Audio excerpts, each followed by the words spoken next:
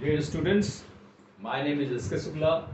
आज के video class में हम लोग क्लेफ्ट स्ट्रक्चर्स के बारे में जानने वाले हैं। क्लेफ्ट स्ट्रक्चर्स को हम क्लेफ्ट सेंटेंसेस के नाम से भी जानते हैं। तो ये क्लेफ्ट स्ट्रक्चर्स या क्लेफ्ट सेंटेंसेस होते क्या हैं? So cleft structures are those structures that we use to put focus on a particular component of a sentence. Cleft structures या क्लेफ्ट सेंटेंसेस वैसे सेंटेंसेस या स्ट्रक्चर्स होते हैं जिनका प्रयोग सेंटेंस के एक खास कंपोनेंट को स्ट्रेस करने के लिए या उसको एम्फेसाइज करने के लिए किया जाता है। तो सबसे पहले हम लोग बात करते हैं कि एक सेंटेंस के कंपोनेंट्स क्या होते हैं। किसी भी सेंटेंस के मेन कंपोनेंट्स क्या होते हैं? किसी भी सेंटेंस के मेन कंपोनेंट्स सब्जेक्ट होता है, वर्ब होता है, ऑब्जेक्ट होता है या एडवर्ब ऑफ टाइम या प्लेस होता है। ये सेंटेंस का जनरल कंपोनेंट्स है। जरूरी नहीं है कि हर सेंटेंस में ऑब्जेक्ट लगा हो या एडवर्ब ऑफ टाइम और प्लेस लगा हो, लेकिन जिन सेंटेंसेस में ऑब्जेक्ट या एडवर्ब ऑफ टाइम और प्लेस लगते हैं इन्हीं के बारे में हम यहाँ बात कर रहे हैं। तो अगर इन सेंटेंस के अलग अलग कंपोनेंट्स को अलग से हमको हाईलाइट करने के लिए, अगर स्ट्रेस करने के लिए अलग से किसी सेंटेंस का हम प्रयोग करते हैं तो वही क्लेफ्ट सेंटेंस या क्लेफ्ट स्ट्रक्चर कहलाता है। तो यहाँ पे सबसे पहले हम लोग देखेंगे कि अगर हमको सब्जेक्ट या ऑब्जेक्ट के ऊपर फोकस करना होगा, सब्जेक्ट या ऑब्जेक्ट के ऊपर स्ट्रेस करना होगा, तो किस क्लेफ्ट स्ट्रक्चर का यूज करेंगे? तो सब्जेक्ट और ऑब्जेक्ट को फोकस करने के लिए हम इस स्ट्रक्चर का इस्तेमाल करेंगे। हम इट का यूज करेंगे, इसके बाद be form of verb use करेंगे। तो इट के बाद हमेशा सिंगुलर वर्ब लगता है, इसलिए या तो इज का प्रयोग किया जाएगा या वॉज का प्रयोग किया जाएगा। बी फॉर्म ऑफ यही दो वर्ब का यूज कर सकते हैं।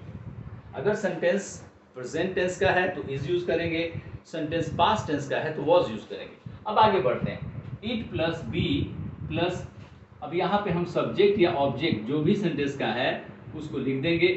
इसके बाद हम रिलेटिव प्रोनाउन का यूज करेंगे। We will use relative pronoun. Relative pronoun क्या होता है आपको पता है? रिलेटिव प्रोनाउन हु हो सकता है या विच हो सकता है या दैट हो सकता है। और इसके बाद सेंटेंस के जितने भी पार्ट्स होंगे उसको हम एज इट इज लिख देंगे। तो ये जो है ये एक क्लेफ्ट स्ट्रक्चर है, इसको इट स्ट्रक्चर भी कहते हैं। इसका प्रयोग हम सब्जेक्ट या ऑब्जेक्ट को अलग से स्ट्रेस करने के लिए कर सकते हैं। जैसे मैं एक नॉर्मल सेंटेंस पहले लिख रहा हूं, इसके बाद क्लेफ्ट स्ट्रक्चर के द्वारा उसको हाईलाइट करूंगा। जैसे अगर मैं सेंटेंस लिखूं कि Ram needs money, Ram needs money, एक छोटा सा सेंटेंस मैंने लिखा है ताकि आप इसको अच्छी तरीके से समझ लें। इस सेंटेंस में सब्जेक्ट जो है राम है और मनी जो है ये आपका ऑब्जेक्ट है। अगर हमें सब्जेक्ट को हाईलाइट करना होगा तो इस स्ट्रक्चर में सब्जेक्ट को लगा के सेंटेंस लिख देंगे। तो अगर सब्जेक्ट को लगा के सेंटेंस को क्लेफ्ट स्ट्रक्चर लिखेंगे तो ऐसे लिखेंगे, it is Ram who needs money. तो ये स्ट्रक्चर जो ये क्लेफ्ट स्ट्रक्चर सब्जेक्ट को स्पेशली स्ट्रेस करने के लिए यूज किया जा रहा है, सब्जेक्ट पे स्पेशली फोकस कर रहा है। इट इज राम, यानी राम है जिसको मनी की जरूरत है, यानी यहाँ राम को एम्फेसाइज किया जा रहा है। अगर हमको ऑब्जेक्ट को हाईलाइट करना है तो यहाँ पे हम इट वाले स्ट्रक्चर में ऑब्जेक्ट लिख देंगे। जैसे ये स्ट्रक्चर लिखा हुआ है, तो अगर हमको ऑब्जेक्ट को हाईलाइट करना है तो हम ऐसे लिखेंगे, इट इज मनी। अब चूंकि मनी जो है नॉन लिविंग थिंग है, इसलिए मनी के लिए हु का प्रयोग नहीं करेंगे। हम इसके लिए विच या दैट का यूज कर सकते हैं। It is money that Ram needs. तो इस तरीके से अगर ये सेंटेंस पास्ट टेंस में होता, अगर सेंटेंस मैंने लिखा होता राम नीडेड मनी, तो यहाँ पे हम it was Ram who needed money, it was money that Ram needed, इस तरीके से हम यूज करते हैं। यहाँ जो बी फॉर्म ऑफ वर्ब है यहाँ पास्ट हो जाता अगर सेंटेंस ये जो है पास्ट टेंस में होता। तो ये जो स्ट्रक्चर मैंने लिखा है ये सब्जेक्ट या ऑब्जेक्ट को हाईलाइट करने के लिए आप यूज कर सकते हैं। अब हम आगे देखेंगे कि अगर हमको एडवर्ब ऑफ टाइम और प्लेस को हाईलाइट करना हो तो हम किस तरीके से करेंगे, उसका स्ट्रक्चर देखते हैं।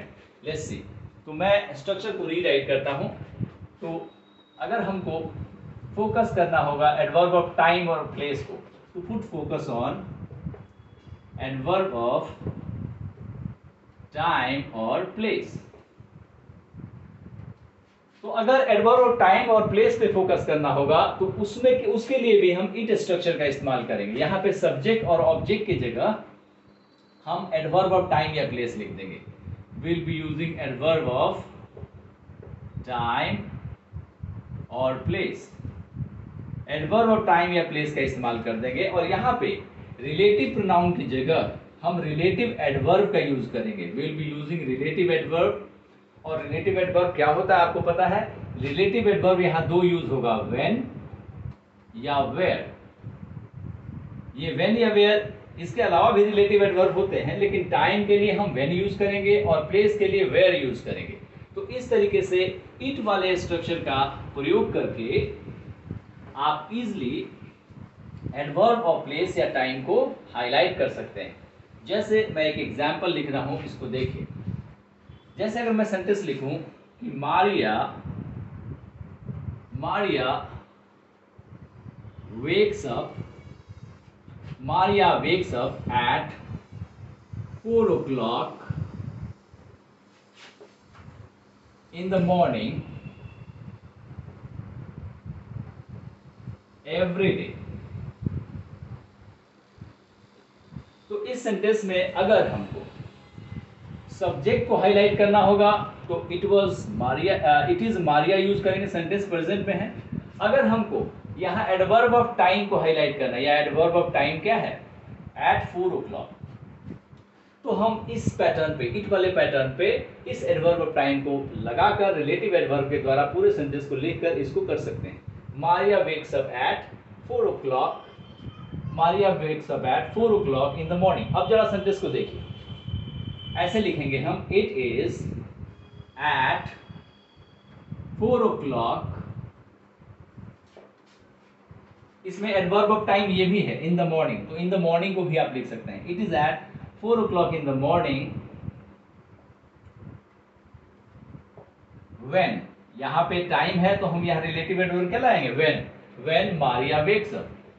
पूरा सेंटेंस इसके बाद हम लिख देंगे, मारिया वेक्स अप।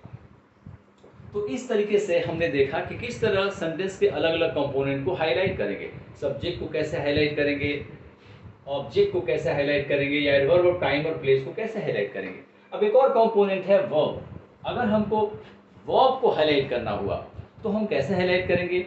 उसके लिए जो क्लेफ्ट स्ट्रक्चर स्टार्ट होता है वो व्हाट से स्टार्ट होता है, तो उसको जरा हम देख लेते हैं। तो हमारा अगला जो चीज़ है वो है वर्ब।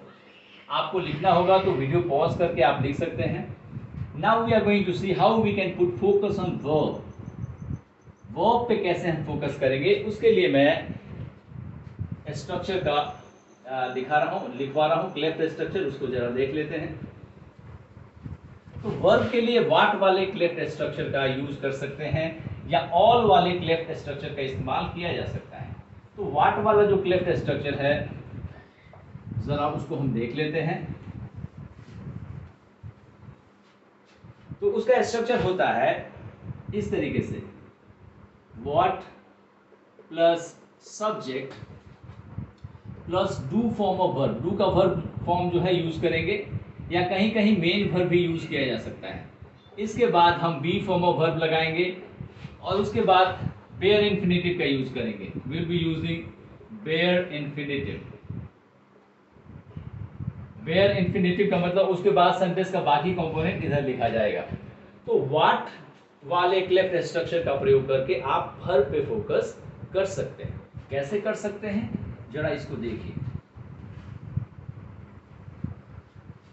अब मैं एक एग्जाम्पल सेंटेंस लिख रहा हूं, उसको देखिए। I wrote her immediately।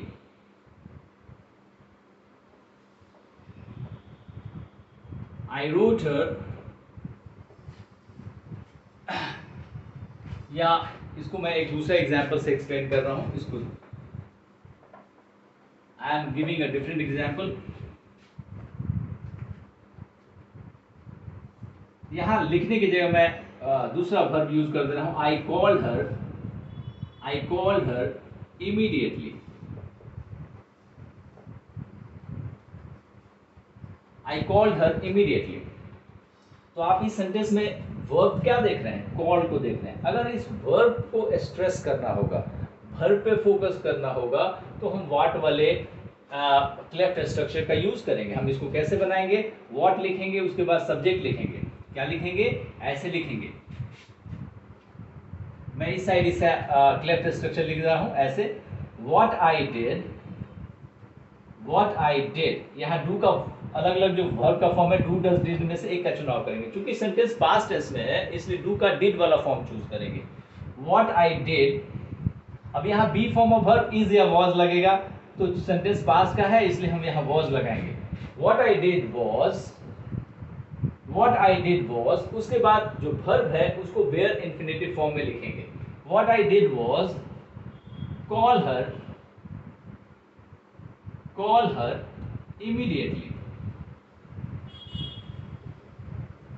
तो यहाँ पे देखा आपने कि यहाँ पे हमने कॉल यूज किया है, यहाँ पे टू कॉल मैंने यूज नहीं किया। What I did her was to call her immediately. To call her will also do, but bare infinitive ज्यादा करेक्ट होगा।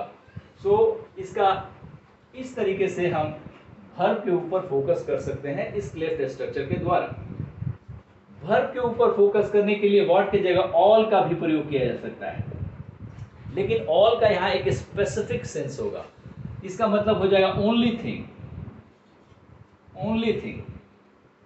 जब आपको ये वर्ब के साथ ये स्ट्रेस करना पड़ेगा कि बाकी कोई चीज नहीं किया, सिर्फ वही चीज किया, तो उस केस में व्हाट की जगह आप ऑल का प्रयोग करके सेम स्ट्रक्चर यूज कर सकते हैं। जैसे अगर मैं सेंटेंस लिखूं कि I need a new coat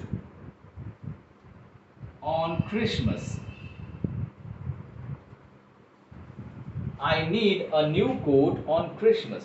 तो आप क्लियरली देख सकते हैं कि सेंटेंस जो है प्रेजेंट में है, तो इसमें जितना भी कंस्ट्रक्शन होगा वो प्रेजेंट फॉर्म का कंस्ट्रक्शन होगा। लेकिन इसमें एक्टिविटी वर्ब नहीं है, इसलिए मेन वर्ब को ही यूज करके हम इसको बना सकते हैं। इसका क्लेफ्ट स्ट्रक्चर हो जाएगा all I need। इसके बाद हम बी फॉर्म ऑफ वर्ब लगाएंगे, यहाँ पे was नहीं लगाएंगे क्योंकि सेंटेंस प्रेजेंट में है। all I need is a new coat on Christmas।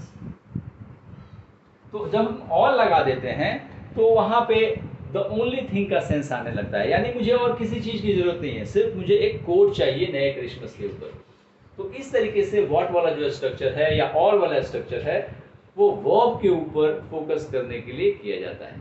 तो हमने इस प्रकार देखा कि सेंटेंस के अलग अलग कंपोनेंट को क्लेफ्ट स्ट्रक्चर या क्लेफ्ट सेंटेंसेस के द्वारा कैसे स्ट्रेस किया जाता है, कैसे एम्फसाइज किया जाता है। I hope you find this video informative and interesting for you। If you like my video, please share it among your friends and subscribe my channel. Thanks for watching।